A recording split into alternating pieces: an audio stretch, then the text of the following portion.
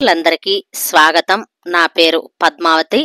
Story hub లో ఇవాళ మనం వినబోయే కథ చెల్లపిళ్ళ సూర్యలక్ష్మి గారు రచించిన పద్మనాభం పదవీ త్యాగం. ఒక మంచి హాస్య కథను వినేద్దామండి. పద్మనాభం ఓ మోస్తరు ప్రభుత్వాధికారి. ఒకరోజు ప్రొద్దున్నే లేస్తూనే అతడన్న మాటకి చప్పున క్యాలెండర్ వైపు చూసింది శ్రీలక్ష్మి. ఇవాళ ఏప్రిల్ 1 అని చూస్తున్నావేమో. సీరియస్ గానే చెప్తున్నాను. ఉద్యోగానికి రాజీనామా చేస్తున్నాను. చివరి మాటగా మళ్ళీ చెప్పాడు పద్మనాభం. చేసేసి? ప్రశ్నార్థకంగా చూసింది శ్రీలక్ష్మి. సమాధానం లేక మొహం చిన్నపుచ్చుకున్నాడు పద్మనాభం. ఉన్న ఉద్యోగం వదిలేసి వెంటనే మరో చోట వెతుక్కోవడానికి మీరేం సాఫ్ట్వేర్ వాళ్ళు కాదు, ఆర్ట్స్ డిగ్రీ గాళ్ళు. ప్రభుత్వ ఉద్యోగం ఉందని మా నాన్న మీకు ఏదో కట్టబెట్టారు.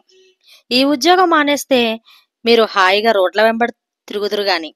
మరి నేను, మనవడు, మావాడు ఏమైపోవాలి అంది. అటుపక్క మౌనమే జవాబయింది. మీ వెర్రిమర్రి ఆలోచనలును మీరును. అవతల బోల్డ్ పనుంది. పిల్లాన్ని స్కూలుకి పంపించాలి. అతడి బాధ ఏమిటో పట్టించుకోకుండానే వెళ్ళిపోయింది శ్రీలక్ష్మి. గంట తర్వాత తయారయి వచ్చి నీరసంగా టిఫిన్ దగ్గర కూర్చున్నాడు పద్మనాభం. టిఫిన్ పెడుతూ అతడి వాలకం చూసి, ఏమిటి, నిజంగానే అంటున్నారా అడిగింది శ్రీలక్ష్మి. అసలు ఆదిశంకర్ల వారు ఏం చెప్పారు తన ధోరణిలో అన్నాడు పద్మనాభం. ఏ విషయంలో? తెగమగ్గా అంది శ్రీలక్ష్మి. కంపెనీ గురించి అన్నాడు పద్మనాభం. ఆ రోజుల్లో కంపెనీలు గట్రా లేవు కదండి. మరింత తెగమగ పడుతూ అంది శ్రీలక్ష్మి. సత్సంగత్వే నిస్సంగత్వం అనలేదు అన్నాడు పద్మనాభం. అర్థమయ్యేటట్టు చెప్పండి అంది శ్రీలక్ష్మి. ఆఫీసులో అంతా పొగరబోతులు లేదా లంచగొండిగాళ్లు. మొదటి రకం వాళ్ళకి పని చేతకాదు గాని మిడిసిపాటు ఎక్కువ. సెలబ్రిటీల్లాగా ఆటోగ్రాఫులు చేసి జీతాలు తీసుకునే రకాలు. దేనికి ఎవరి అప్రూవల్ కావాలో ఒక్కడికి కోట్ చేయడం తెలీదు. ప్రజాధనం దుర్వినియోగం చేస్తున్నప్పుడు ఎవడికి లెక్కలేదు. అలాంటి వాళ్లతో గడిపితే మోక్షం ఎలా వస్తుంది? అందుకే సత్సాంగత్యం కోసం. పద్మనాభం పూర్తి చేయకుండానే శ్రీలక్ష్మి అందుకుంటూ, ఉద్యోగానికి రాజీనామా చేసి సన్యాసుల్లో కలుస్తానంటారు. మీ తెలివి తెల్లారినట్టే ఉంది. మీ నాన్న మీకు సన్యాసిరావు అని పేరు పెట్టాల్సింది. గడ్డి తినడం ఎటూ రాదు. బుద్ధిగా ఉద్యోగం చేసుకోమని దేవుడు ఓ దారి చూపిస్తే ఇదా? దీనికి మీరన్న ఆదిశంకర్లు కూడా హర్షించరు అని బుజ్జగించి ఆఫీసుకు పంపింది శ్రీలక్ష్మి. ఆఫీసుల పని మీద ఏకాగ్రత లేకుండా పోయింది పద్మనాభంకి. ఎప్పుడూ సిన్సియర్ అని పేరుండే అతడు ఆ రోజుల్లో పనిని మందకోడిగా చేయడం ఆఫీసు మొత్తం గమనించింది. అతని పై ఆఫీసర్ సంగతి కనుక్కుందామని పిలిపించాడు. పద్మనాభం మాత్రం గంభీరంగా మొహం పెట్టుకుని తన యోచనని బహిర్గతం చేశాడు. పై ఆఫీసర్ వెంటనే కంగారు పడిపోయి టేబుల్కి ఇటు పక్కకి వచ్చి పద్మనాభాన్ని ఓదార్చే నిమిత్తం భుజం మీద చెయ్యి వేసి, ఎలాంటి ఆలోచన చేస్తున్నారు పద్మనాభం గారు? ఆ పని వెంటనే మానేస్తే మంచిది అన్నాడు. తన ముక్కుసూటి పద్ధతిని ఇష్టపడేవాడున్నాడని సంతోషించబోయాడు. పద్మనాభం గాని ఆఫీసరు మీలాంటి గడ్డివాముకాడి కుక్కలుండబట్టే నాలాంటి వాళ్ళకి గీతం ఎక్కువ వస్తోందండోయ్. మీరు ఉద్యోగం మానేస్తే ఎలా అన్నాడు. పద్మనాభం అవాక్కయ్యాడు. గడ్డివాముకాడి కుక్క అంటే ఆఫీసర్ తనని మెచ్చుకుంటున్నాడా, తిడుతున్నాడా అని ఆలోచిస్తున్న అతన్ని సందిగ్ధాన్ని దూరం చేస్తూ, అదేనండి, మీలాంటి వాళ్ళు మా కింద ఉంటే మాకో ప్రయోజనం ఉంటుంది. నన్ను ఎవరైనా ఫేవర్ అడిగితే నా కింది ఆఫీసరు చాలా ముక్కుసూటి మనిషి, ఆయన ఒప్పించడానికి ఎక్కువ శ్రమ పడాలి, అందుకని ఎక్కువ ఖర్చు అవుతుంది అని నా వసూళ్లు పెంచుకోవచ్చు. మీరిప్పుడు ఉద్యోగం మానేసి వెళ్ళిపోతానంటే ఎలా? మీ రిలీవరు మీ బోటివాడు కాకపోతే నా కలెక్షన్లు పడతాయి అంటూ పద్మనాభం చేతులు పట్టుకొని, బాబాబు, ఇవి చేతులు కాదు కాళ్ళు అనుకోండి. 2 ఆడపిల్లల తండ్రిని. ఈ రోజుల్లో తలమాసిన వెధవలే బోలెడంతా కట్నం అడుగుతున్నారు. మంచి సంబంధం తేవాలంటే ఖర్చు ఎక్కువ. ఉండండి బాబు, మీ రాజీనామా ఐడియాని గాలి వదిలేయండి. పైగా ఇంకో 2 ఏళ్లలో నాకు రిటైర్మెంట్ కూడా అన్నాడు. పద్మనాభానికి మండిపోయింది. తాను నిజాయితీగా ఉంటూ తన కింద వారిని నిజాయితీపరులుగా ఉండమని ప్రోత్సహిస్తూ ఉంటే తన పై ఆఫీసర్ దాన్ని తన స్వార్థం కోసం వాడుకుంటున్నాడు. ఏది ఏమైనా సరే మంచి చూసుకొని రాజీనామా ఇచ్చేద్దామని డిసైడ్ అయ్యాడు. ఏమండి, మీ ఆఫీసులో రాజీనామా కబుర్లేమైనా చెప్పారా? మర్నాడు సాయంత్రం ఇంటికి వెళ్లకుండానే శ్రీలక్ష్మి కోపపు మాట. నిన్న మా పై ఆఫీసర్కి చెప్పాను. ఏం జరిగింది అడిగాడు. ఇవాళ మా కిట్టీలో వాళ్ళ ఆవిడ నన్ను కించపరిచింది. భగవంతుడు పూర్వజన్మ సుకృతం వల్ల సర్కారీ ఉద్యోగం ప్రసాదిస్తే దాన్ని తట్టుకోలేక విడిచిపెట్టే పిరికిపందా అని మిమ్మల్ని పరోక్షంగా విక్రించింది. లేడీస్లో నా పరువు మీ వల్ల పోయేటట్టుంది. మీ ఐడియా వదులుకోండి బాబు అని ఎప్పుడూ లేనిది చేతులెత్తి నమస్కరించింది. పద్మనాభం షాక్ తిన్నాడు. పదవీ త్యాగం చేద్దామనుకుంటే వీళ్ళు తనకి పిరికి పందా అంటగడుతున్నారేమిటో. నేనిప్పుడు ఇంటికొచ్చే ముందు రాజీనామాకి 3 నెలల నోటీస్ ఇచ్చాను అనేసరికి శ్రీలక్ష్మి తోకతొక్కిన తాచలా చాలాసేపు బుసగొడుతూ ఆడిపోసుకుంటూ గడిపేసింది. డిన్నర్ వడ్డించేటప్పుడు భర్తని ముష్టివాడి కన్నా నీచంగా చూసింది.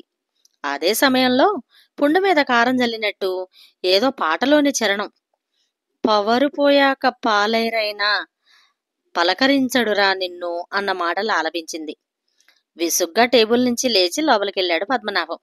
ఆ పై నెల పద్మనాభం ఆఫీసులో ఒక ఆయన రిటైర్ అయ్యారు. ఆ విందులో తర్వాత ఎవరిది అన్న చర్చ మొదలైంది. పద్మనాభం ఆ గుంపులో లేడు గనక వాళ్లల్లో వాళ్ళు ఇంకెవరిది, మన సన్నాసిగారిది అని ఒకరంటే, ఉష్, ఇటొస్తే ఈ మాట ఆయన చెవిన పడచ్చు. కాని మీరన్నది రైటే, బంగారం లాంటి ఉద్యోగం వదులుకుంటారా?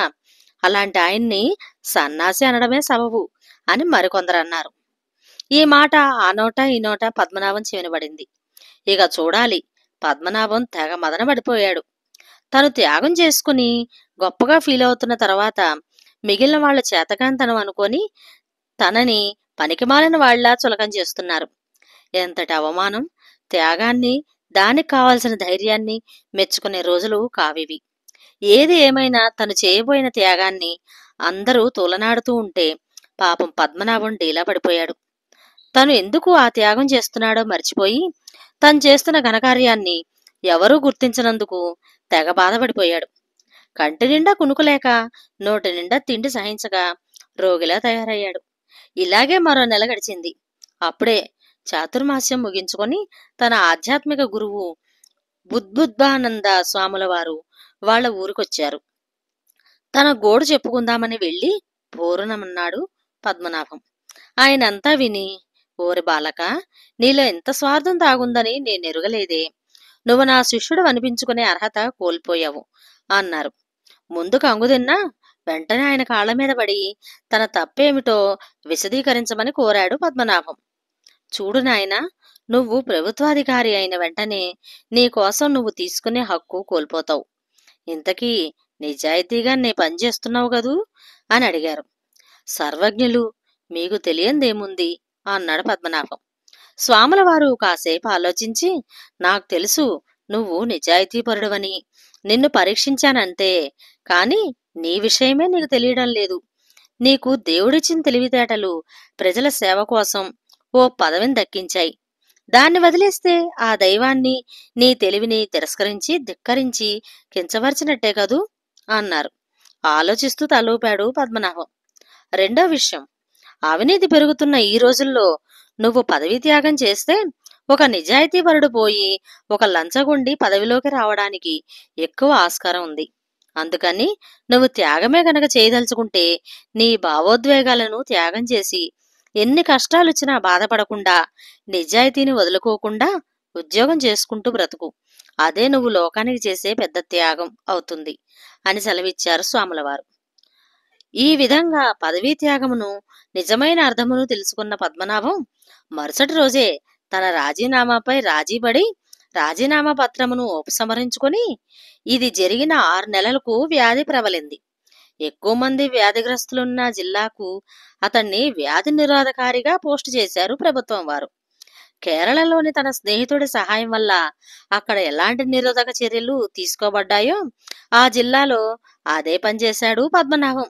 అంతే, 2 వారాల్లో వాళ్ల జిల్లా కోవిడ్ రేఖలోని గూనిని పోగొట్టి ఇంచుమించు సరళ రేఖలా తయారు చేశాడు. ఇంకేముంది, మరికొద్ది రోజుల్లో రాష్ట్రానికి కోవిడ్ నివారణాధికారిగా బాధ్యతలు చేపట్టారు. ఈ ఆ మహమ్మారిని పోగొట్టేది మందుల కన్నా వ్యాధి నిరోధక శక్తి అని తనకు తెలుసు కనుక మంచి నాణ్యత ఉన్న మందులు తెప్పించి పేదలకి శక్తిహీనులకి ఇప్పించాడు. డాక్టర్లకి మంచి పీపీలు కొనిపించాడు. ప్రజల్లో క్రమశిక్షణ అలవర్చి సామాజిక ఎడం పాటించడంలో రాష్ట్రం ఉన్నతంగా ఉండేటట్టు చూసుకున్నాడు. 2021 సంవత్సరంలో ఉత్తమ కోవిడ్ నిరోధక అధికారి పురస్కారాన్ని రాష్ట్రపతి చేతుల మీదుగా అందుకున్నాడు.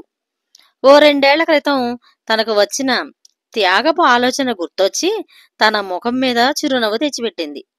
గురువుగారు చెప్పిన మాటలు అప్పుడు అర్థమైనట్టున్నా దేవుడు తన ద్వారా తలపెట్టిన సత్కార్యాలకి ఆ అడ్డు తగులకూడదని గుర్తించిన పద్మనాభం ఎన్ని కష్టములు ఎదురైనను చిరునవ్వుతోనూ నిజాయితీతోనూ ఉద్యోగమును చేయుచు ఆనందంగా బ్రతికేను. తన జన్మను సార్థకత చేసుకొనెను. ఇంతటితో ఈ కథ సమాప్తం. మరొక మంచి కథలో మళ్ళీ కలుద్దాం. Thank you. నమస్తే.